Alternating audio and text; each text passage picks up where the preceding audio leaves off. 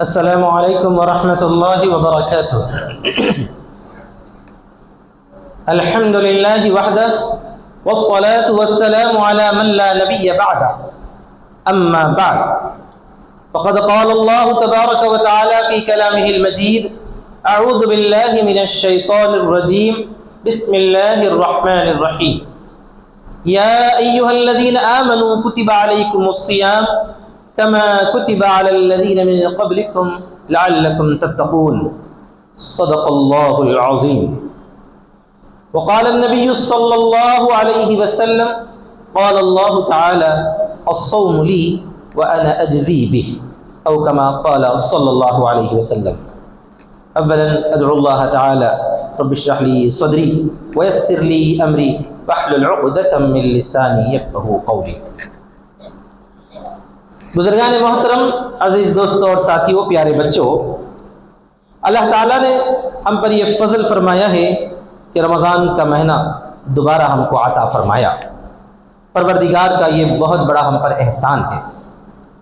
اس احسان کا جتنا بھی شکر ہم بجا لائیں بہت کم۔ یہ ہم سبھی جانتے ہیں کہ رمضان کا مہینہ نہایت برکت والا، فضیلت والا اور اللہ تبارک و تعالیٰ کی رحمتوں والا ہے۔ کیا ہم نے اس سوال پر کبھی غور کیا کہ آخر رمضان آتا کیوں ہے؟ رمضان کا مقصد کیا ہے؟ روزے ہم پر کیوں فرض کیے گئے ہیں؟ اگر اس سوال کا جواب ہم کو تلاش کرنا ہو تو خود اللہ کے کلام میں، قرآن مجید میں ہم کو اس کا واضح طور پر جواب مل جاتا ہے۔ اس سوال سے پہلے ہم کسی اور سوال کی طرف پہنچیں گے، وہ یہ ہے کہ آخر انسان کی پیدائش کا مقصد کیا ہے؟ اللہ تعالیٰ نے ساری کائنات تو بنایا ہے انسانوں کی خدمت کے لیے۔ پوری کائنات بنائی گئی ہے کہ وہ انسانوں کے کام آئیں۔ اللہ تعالیٰ نے سورج کے لیے فرمایا کہ وہ تمہارے لیے مسخر کیا گیا ہے، چاند کے لیے فرمایا کہ وہ تمہارے کام میں لگا ہوا ہے۔ اسی طرح زمین و آسمان، پہاڑ، سمندر، نباتات و جمادات، یہ سب کے سب انسانوں کی خدمت کے لیے رکھے گئے ہیں، مسخر کیے گئے ہیں، کام میں لگا دیے گئے ہیں۔ آخر انسان کو کیوں پیدا کیا گیا ہے؟ انسان کس کام کے لیے برپا کیا گیا، اسے وجود دیا گیا؟ اس کا جواب بھی قرآن مجید میں موجود ہے۔ اللہ تعالیٰ نے سورہ ذاریات میں ارشاد فرمایا ہے، وَمَا خَلَقْتُ الْجِنَّ وَالْإِنسَ إِلَّا لِيَعْبُدُونَ، میں نے جنات اور انسان کو صرف اپنی عبادت کے لیے پیدا کیا ہے۔ اللہ کی عبادت کے علاوہ انسان کا کوئی اور کام ہے ہی نہیں۔ اگر ہم غور کریں تو پتہ چلتا ہے کہ ہماری پیدائش کا مقصد صرف اللہ کی معرفت ہے، اللہ کی عبادت ہے۔ اس کے علاوہ ہمارا کوئی اور مقصد ہے ہی نہیں۔ لیکن جب آدمی کسی خاص مقصد کے لیے پیدا کیا گیا ہے، جب انسان کو کسی اہم مقصد کے لیے تخلیق کیا گیا ہے اور اس کے ساتھ ساتھ دوسرے کاموں کی اسے اجازت دی گئی ہے، تو ہمارا حال یہ ہو گیا ہے کہ ہم نے اجازت کو مقصد بنا لیا اور مقصد کو بھول گئے۔ یہی ہمارا حال ہو چکا ہے۔ ہمیں اجازت دی گئی تھی کہ تم دنیاوی کام وغیرہ بھی کر سکتے ہو، ملازمت کر سکتے ہو، تجارت کر سکتے ہو، رشتہ داروں سے، دوستوں سے ملاقاتیں کر سکتے ہو، گھریلو زندگی گزار سکتے ہو، گھر کے باہر کی زندگی گزار سکتے ہو۔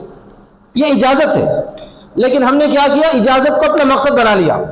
ہم اسی کام کے ہو کر رہ گئے، لیکن جس مقصد کے لیے پروردگار نے ہمیں وجود بخشا، ہمیں پیدا کیا، اس مقصد کو ہم نے نظر انداز کر دیا، اس مقصد کو ہم نے بھلا دیا۔ تو پہلی بات تو یہ ہے کہ انسان کا مقصد تخلیق یعنی پیدائش کا مقصد اللہ تعالیٰ کی معرفت ہے، اللہ تعالیٰ کی عبادت ہے۔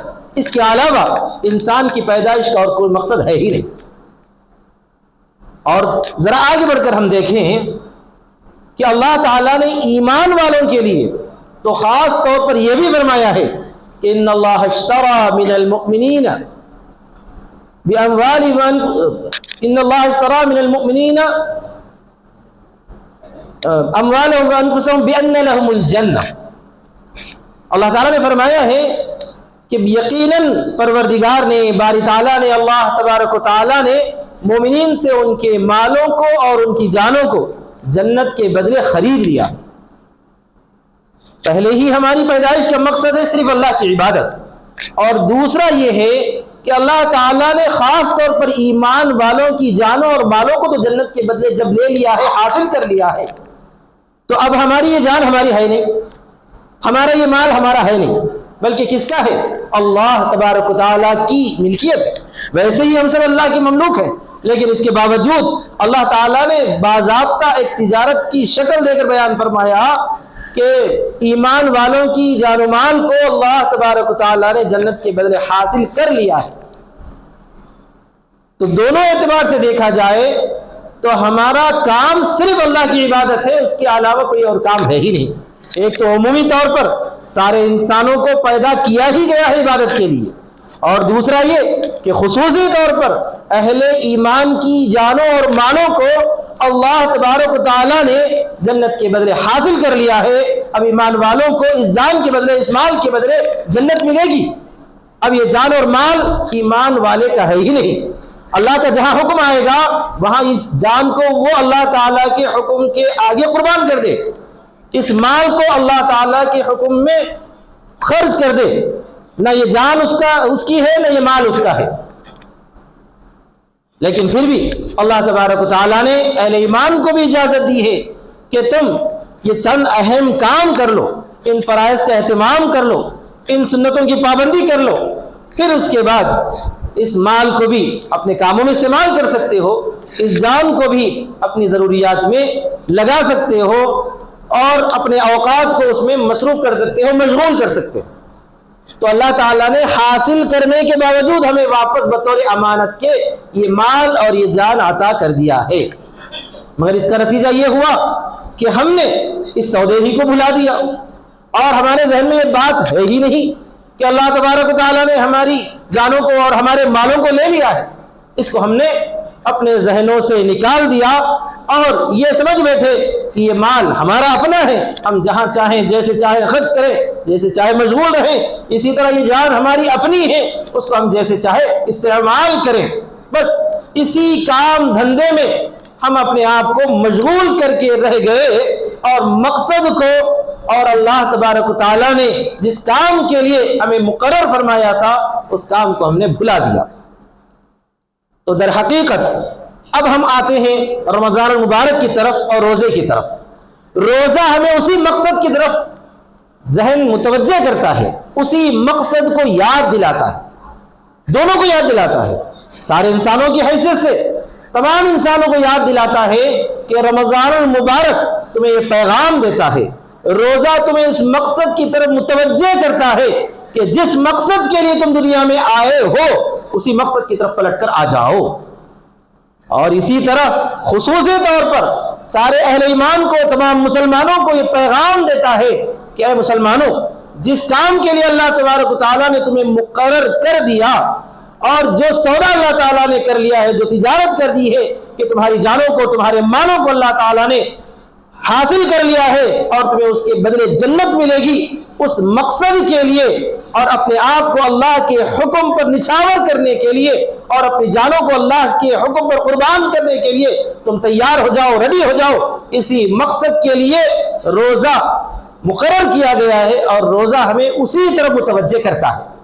اللہ تعالیٰ نے قرآن مجید میں اسی لیے ارشاد فرمایا ہے، یا ایھا الذین آمنوا کتب علیکم الصیام، اے ایمان والو تم پر روزے کو لکھ دیا گیا ہے، دستاویز بنا کر مقرر کر دیا گیا ہے.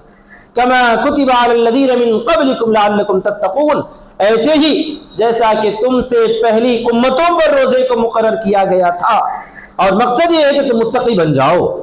اس آیت مبارکہ پر تھوڑی سی توجہ دینے کی ضرورت ہے. سب سے پہلے اللہ تعالیٰ نے اس آیت میں خصوصی طور پر اہل ایمان کو خطاب کیا ہے. اللہ تعالیٰ جب اہم حکم ارشاد فرماتا ہے تو اس رشتے کو ذکر کر کے ارشاد فرماتا ہے جو اللہ اور بندے کے درمیان ہے. یعنی ہمارا اللہ کا رشتہ یہ ہے کہ ہم بندے ہیں اور اللہ تبارک و تعالیٰ ہمارا معبود ہے، اور ہم ایمان والے ہیں، ہم نے اس بات کا عہد کر لیا ہے کہ ہم غیب پر ایمان لاتے ہیں، بغیر دیکھے اللہ تعالیٰ کو وحدہ لا شریک لہ تسلیم کرتے ہیں، یقین رکھتے ہیں۔ تو اس رشتے کو اللہ تعالیٰ نے ذکر کر کے ارشاد فرمایا ہے کہ اے وہ بندو جو ایمان لانے کا دعویٰ کرتے ہو، جو بغیر دیکھے مجھے مانتے ہو، مجھے تسلیم کرتے ہو، میں تمہیں یہ حکم دیتا ہوں کتب علیکم الصیام، کہ تم پر صیام کو لکھ دیا گیا ہے۔ قرآن مجید میں احکامات مختلف طریقے پر آئے ہیں، کبھی کبھار حکم آیا ہے تم یہ کام کرو، جیسے کہ اقیموا الصلاۃ، نماز کا حکم آیا کہ تم صلاح کا قیام کرو، زکوٰۃ کو ادا کرو۔ کبھی کبھار کوئی حکم آتا ہے، اہم حکم ذکر کیا جاتا ہے، تو اس میں اسے کہا جاتا ہے کہ یہ حکم تم پر لکھ دیا گیا ہے۔ لکھ دینے کا مفہوم یہ ہوتا ہے کہ جیسے کہ کوئی خاص اہم دستاویز تیار کر کے بنا کر دے دی گئی ہو کہ اب اس میں کوئی تبدیلی نہیں ہوگی۔ یہی حال ہے کہ قرآن مجید میں اللہ تعالیٰ نے روزوں کے تعلق سے فرمایا یہ تمہارے لیے لکھ دیا گیا ہے، یعنی اس کی دستاویز بنا کر رکھ دی گئی ہے کہ روزے تم پر فرض کیے گئے ہیں۔ اب روزہ کسے کہتے ہیں اس کی تفصیل آگے ذکر کی جائے گی۔ کما کتب علی الذین من قبلکم، اور روزے کی تاریخ بھی بیان کی گئی ہے۔ ایسی بات نہیں ہے کہ صرف تم پر روزے فرض ہیں، بلکہ روزہ تم پر ایسے ہی فرض کیا گیا ہے جیسا کہ تم سے پہلی امتوں پر فرض کیا گیا تھا۔ قوم سمود پر جو حضرت صالح علیہ السلام کی قوم ہے، قوم عاد پر جو ہود علیہ السلام کی قوم ہے، اسی طرح حضرت ابراہیم علیہ السلام کی قوم پر، موسیٰ علیہ السلام کی قوم پر، اسی طرح تمام امتوں پر روزے کو فرض کیا گیا تھا۔ چنانچہ جتنے اہم بڑے احکامات ہیں وہ احکامات تمام شریعتوں پر فرض فرمائے گئے ہیں، مقرر کیے گئے ہیں۔ البتہ ان کے طریقوں میں اور ان کے اوقات میں، تعداد میں ضرور اختلاف ہو سکتا ہے، لیکن سب پر فرض کیے گئے ہیں۔ تو یہ آیت مبارکہ بھی بتاتی ہے کہ صرف امت محمدیہ پر روزے فرض نہیں، بلکہ امت محمدیہ سے پہلے جتنی امتیں آئی ہیں، جتنے انبیاء کی امتیں آئی ہیں، ان امتوں پر بھی روزے کو فرض کیا گیا تھا۔ اور آخر میں روزے کے مقصد کو بیان کیا گیا ہے لعلکم تتقون، تاکہ تم متقی بن جاؤ، یہ ہے روزے کا مقصد۔ میں نے جو سوال شروع میں قائم کیا تھا کہ کیا ہم نے کبھی غور کیا کہ روزے کا مقصد کیا ہے، اس مقصد کا جواب یہاں قرآن مجید میں ہم کو ملتا ہے کہ روزہ اس لیے فرض کیا گیا ہے تاکہ تم متقی ہو جاؤ۔ اس آیت مبارکہ سے چند باتیں ہم کو معلوم ہوئی۔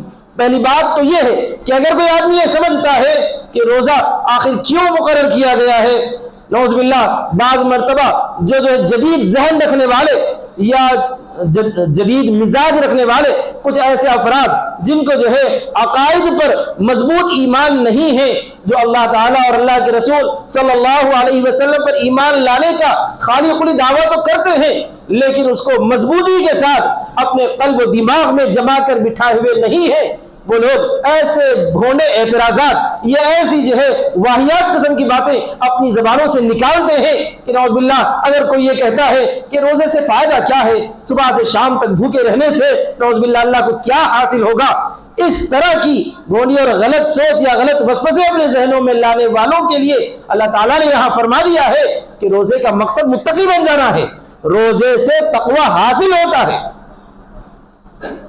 اور یہ بھی ارشاد فرمایا کہ صرف تم پر روزے فرض نہیں کیے گئے ہیں۔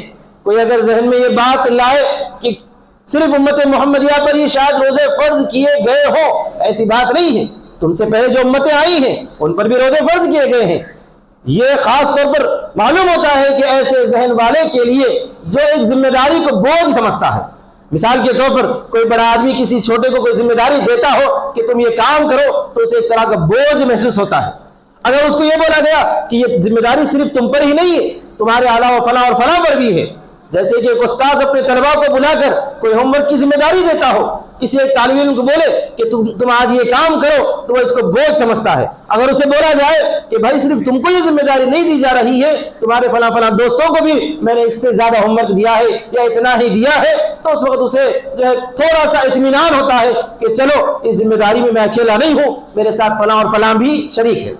تو اللہ تعالیٰ نے انسانوں کے ذہن کے پیش نظر یہاں پر غالباً یہ فرمایا ہے کہ صرف تم پر ہی روزے فرض نہیں، صرف تمہیں حکم نہیں دیا گیا کہ صبح سے شام تک بھوکے رہو، بلکہ تم سے پہلے جو لوگ گزرے ہیں ان پر بھی یہ حکم دیا گیا تھا اور تمہیں بھی یہ حکم دیا جا رہا ہے۔ تو جب ہم اس بات پہ یقین کر لیں کہ ٹھیک ہے اللہ تعالیٰ کے حکم پر صبح سے شام تک کیا 24 گھنٹے بھی اگر ہمیں بھوکے اور پیاسے رہنے کا حکم آئے گا تو ہم ضرور اس پر عمل کریں گے۔ یہ ہم جو ہے مضبوطی کے ساتھ، اعتماد اور یقین کے ساتھ جو ہے اس کا وعدہ کر لیں گے۔ اس کے ساتھ ساتھ اللہ تعالیٰ نے جو فرمایا ہے کہ تم متقی بن جاؤ، کہ روزے سے تقوی حاصل ہوتا ہے۔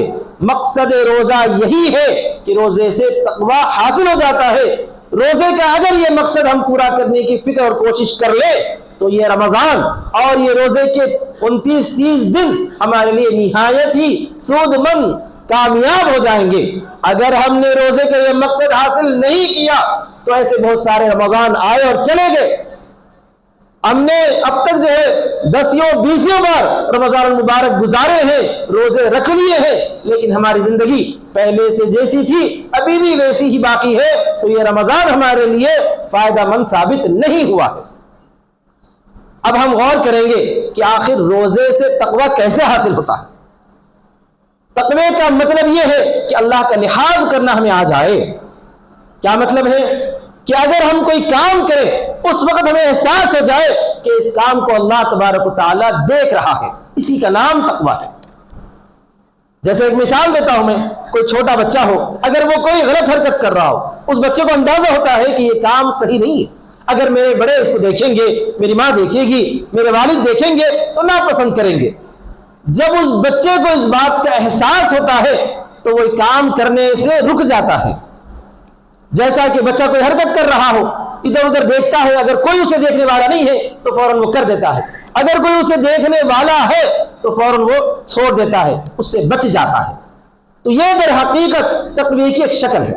تقوی اسی کا نام ہے کہ ایک ایمان والا ہر حالت میں اللہ تبارک و تعالیٰ کو حاضر و ناظر جانے، چلنے والے اس کے قدم اللہ کی یاد سے رک جائیں، اٹھنے والا اس کا ہاتھ اللہ کی یاد سے اور اللہ کا لحاظ کر کے رک جائے، دیکھنے والی اس کی نگاہ اللہ تبارک و تعالیٰ کا لحاظ کر کے بند ہو جائے، سننے والے کان اللہ تعالیٰ کا لحاظ کر کے گنگ ہو جائے، چکھنے والی زبان اللہ تبارک و تعالیٰ کا لحاظ کر کے بے مزہ ہو جائے، اسی کا نام تقویٰ ہے۔ اور روزے سے یہ چیز یقیناً حاصل ہوتی ہے۔ اگر ہم نے روزے کا صحیح تقاضا ذہن میں رکھا اور اس کے تقاضے پر عمل کیا تو ضرور روزے سے ہمیں تقویٰ حاصل ہو جاتا ہے، اس میں کوئی شک کی گنجائش نہیں۔ دیکھیے اللہ تبارک و تعالیٰ نے جس کو روزے کی توفیق دی ہے اور یقیناً اس ماہ مبارک کا احترام کرتے ہوئے تقریباً تمام ہی مسلمان 90% سے زیادہ مسلمان الحمدللہ روزے کا اہتمام تو کرتے ہیں، روزے کے فضائل بھی جانتے ہیں، لیکن اس روزے کا تقاضا کیا ہے اس کی طرف توجہ دے کر اگر اللہ کا لحاظ کرنا ہم سیکھ جائیں تو یہ رمضان اور یہ روزے ہمارے لیے نہایت کارآمد ہے۔ غور کریں تو ہمیں پتہ چلتا ہے کہ روزے کے اندر تقوی کی باضابطہ تربیت رکھی گئی ہے۔ تو جو بھی مسلمان اللہ کے لیے اللہ کو راضی کرنے کے مقصد سے روزہ رکھتا ہے تو اس کے ذہن میں تقوی مضبوطی کے ساتھ بیٹھ جاتا ہے، جم جاتا ہے، اور روزے میں تو باضابطہ تقوی کی ایک تربیت کرائی گئی ہے۔ بہت ساری عبادات وہ ہوتی ہیں جو ہم عبادت کرتے ہیں، انجام دیتے ہیں تو دوسرے لوگ بھی جانتے ہیں۔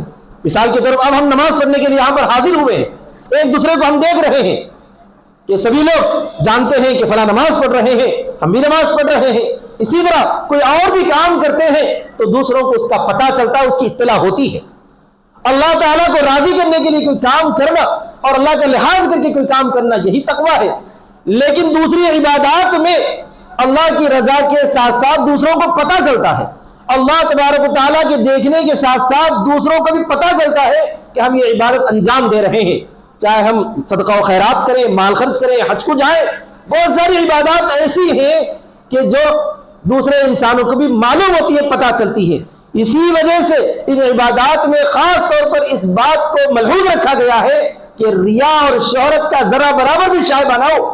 اگر ریا پیدا ہو جائے، ذہن میں یہ آ جائے کہ میں فلاں دیکھ رہا ہے لہذا میں نماز لمبی پڑھوں، فلاں دیکھ رہا ہے میں اعلان کر کر کے حج کو جاؤں، اس طرح کا اگر ذہن میں آ جائے تو پھر اس عبادت کا ثواب نہیں ملے گا۔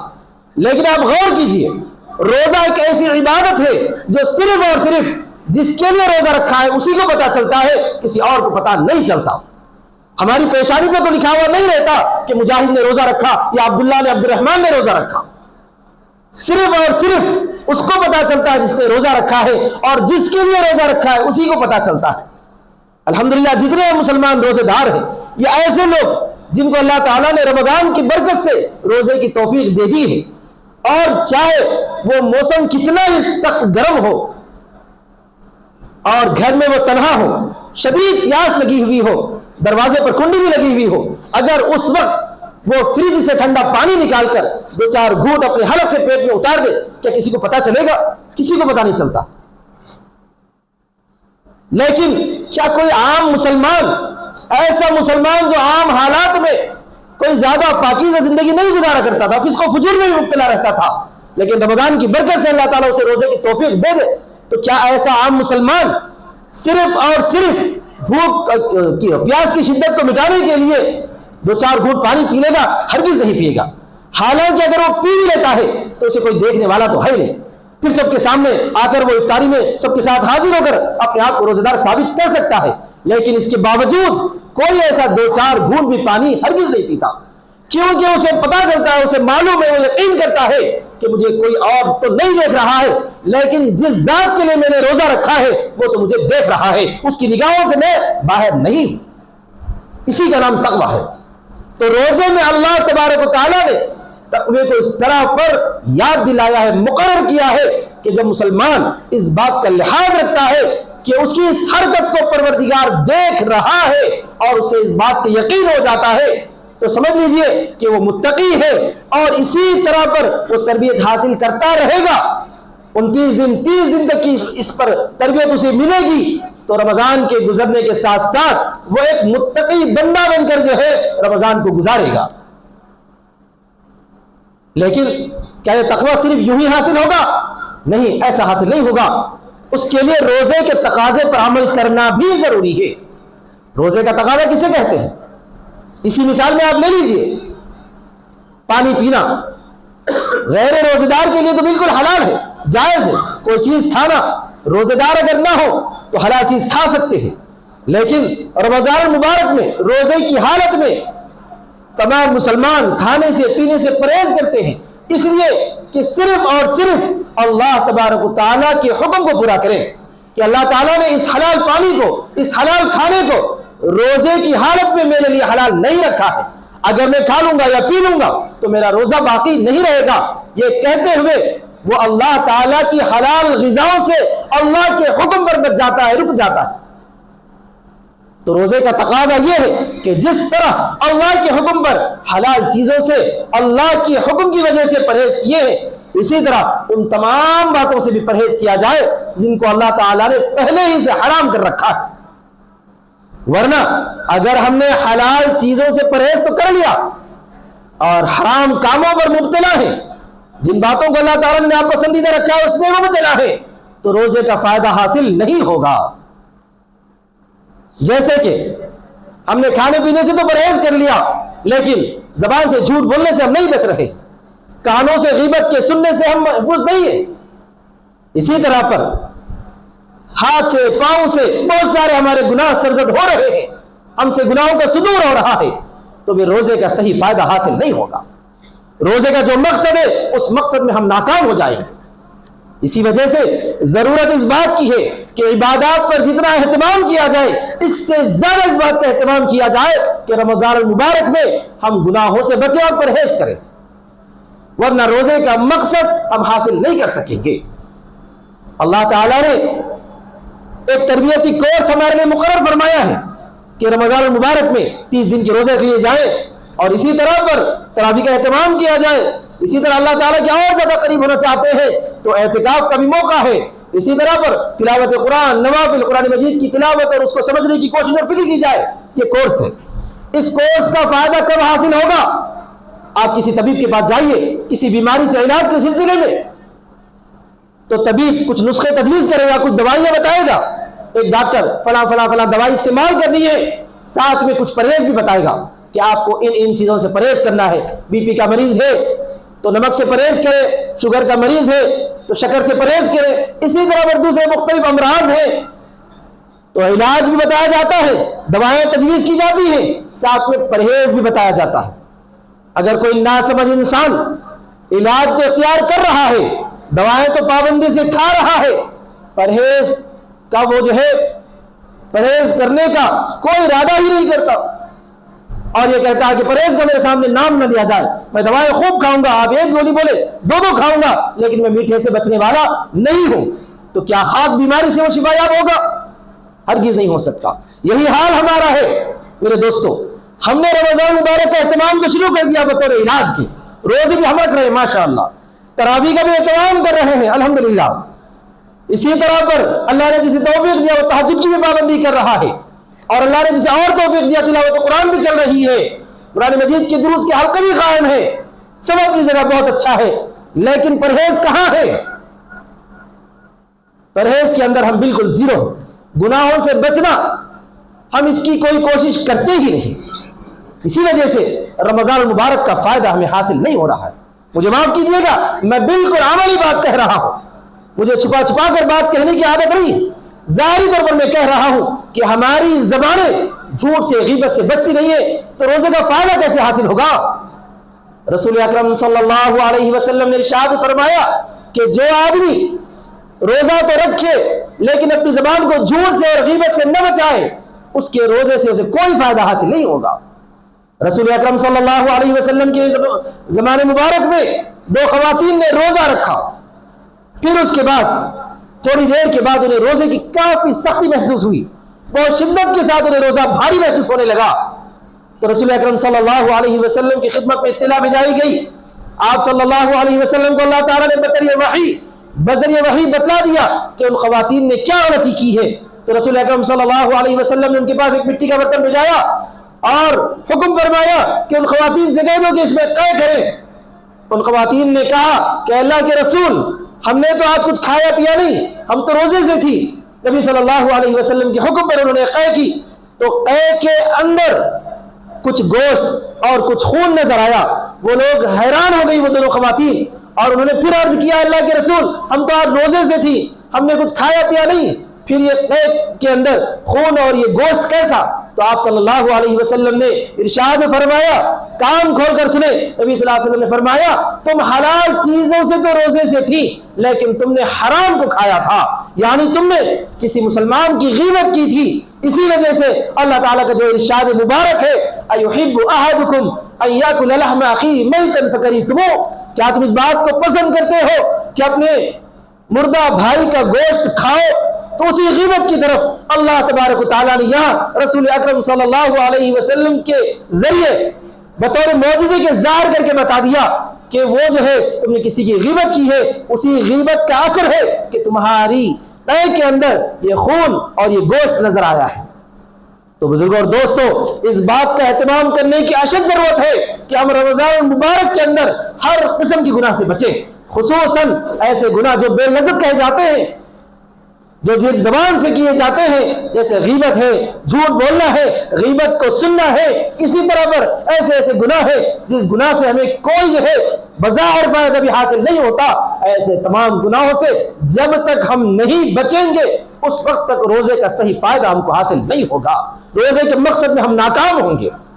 آج ہم تہیہ کرتے ہیں اس بات کا کہ رمضان مبارک میں روزے کا جو کورس اللہ نے مقرر فرمایا ہے اس کورس کی بھی ہم پابندی کریں گے، ساتھ ہی ساتھ اس کا پرہیز بھی کریں گے۔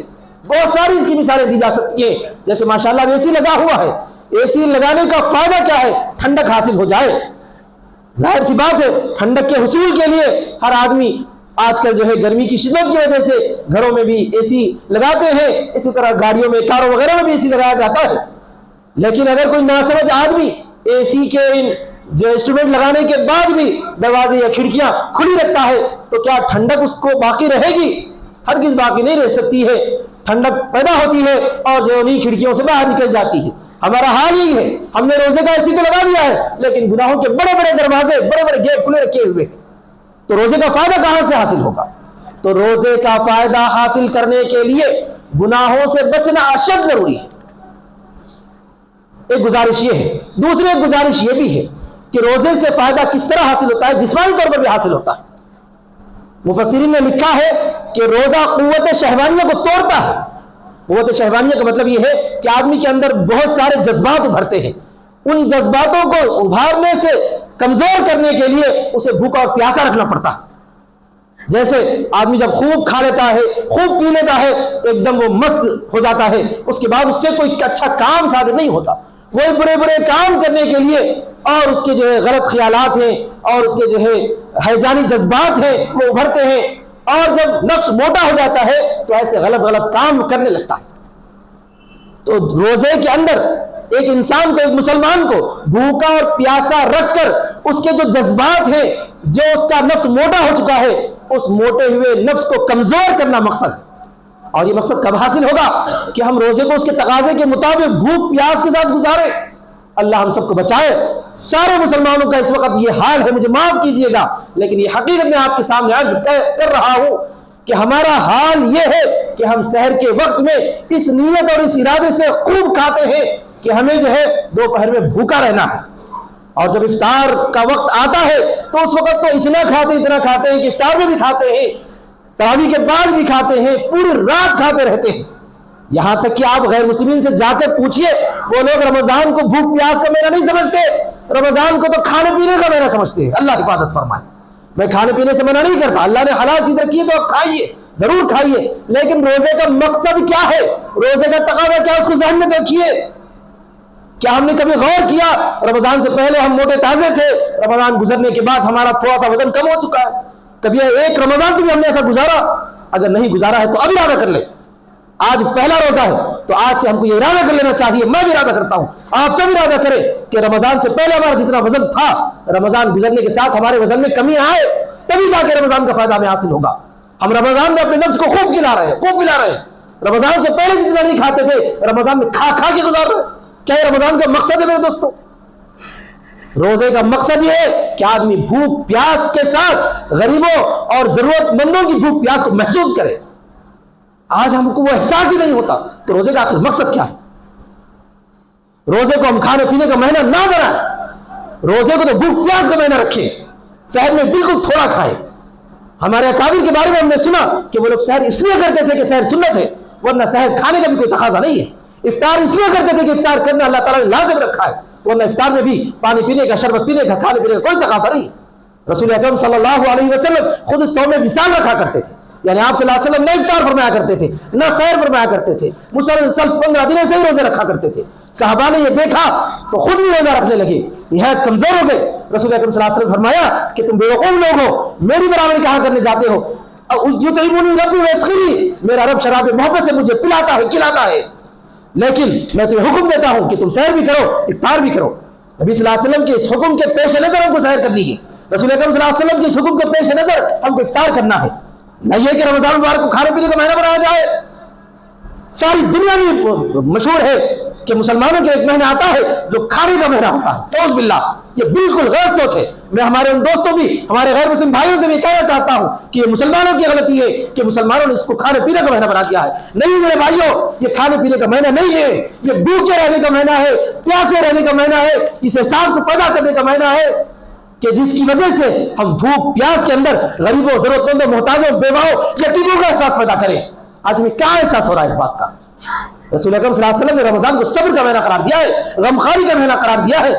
کیا ہم نے رمضان میں صبر سیکھا؟ کیا ہمیں رمضان میں غمخواری کا احساس ہوا؟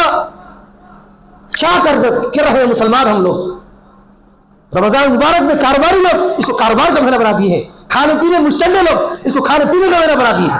نہیں میرے بھائیوں، میں اپنے آپ کو خطاب کر کے کہتا ہوں کہ تو یہ نہیں سوچ سکتا کہ رمضان کھانے پینے کا مہینہ ہے۔ تو رمضان میں جتنا موٹا تھا، رمضان کے گزرنے کے بعد کم از کم تیرا وزن 5-10 کلو کم ہو جائے، تبھی تو رمضان کا فائدہ حاصل ہوگا۔ میرے دوستوں، ارادہ کر لو کہ اس رمضان کو ہم بھوک پیاس کا مہینہ بنا کے رکھیں گے، کھائیں گے پییں گے نہیں، کم سے کم استعمال کریں گے، تبھی رمضان کا فائدہ حاصل ہوگا۔ رمضان المبارک آیا ہے اس لیے کہ رمضان کی وجہ سے قوت شہوانیہ اور جذبات ہیجانی، اسی طرح نفسانی جو خواہشات ہیں وہ کمزور پڑ جائے. نہ ہمارا نفس کمزور پڑ رہا ہے، نہ ہماری جو ہے وزن کے اندر کوئی کمی آ رہی ہے، تو رمضان کا فائدہ کیا ہوگا؟ میں انتہائی معذرت چاہتا ہوں، میری باتیں اگر تلخ ہوئی ہو تو میں سبق راشی سے معافی کا خواستگار ہوں، لیکن یہ کہ حقیقت یہی ہے. میں نے جیسے کہ عرض کیا، میں بالکل عملی بات کہنا چاہتا ہوں. یہ رمضان کو کم از کم ارادہ کر لیں کہ ہم رمضان میں 2 چیزوں سے ہم پرہیز کریں گے. ایک تو 11 قسم کے گناہ سے بچیں گے، دوسرا ہے کہ خوب کھانے سے بچیں گے. آج ارادہ کر لیجئے، انشاءاللہ آج کی افطاری اور کل سے جب سحر شروع ہوگی ہم مختصر کھائیں گے اور رمضان کے مقصد کو کامیاب کریں گے. میں اپنے آپ کو خطاب کر کے کہتا ہوں، انشاءاللہ یہ رمضان گزرنے کے بعد میں اپنے وزن میں کمی محسوس کروں گا، تبھی رمضان مبارک کا صحیح فائدہ ہم کو حاصل ہوگا. اللہ تعالیٰ سے میں انتہائی جو ہے ادب احترام سے باری تعالیٰ کی بارگاہ میں عرض کرتا ہوں کہ پروردگار یہ رمضان ہمارے لیے خیر و خوبی والا بنا دے، اور اس رمضان میں ہمارے نفسانی خواہشات سرد پڑ جائے اور ہم متقی بن جائیں. دعا ہے کہ اللہ تعالیٰ ان باتوں پر عمل کی ہم سب کو توفیق عطا فرمائے. وآخر دعوانا الحمدللہ رب العالمین.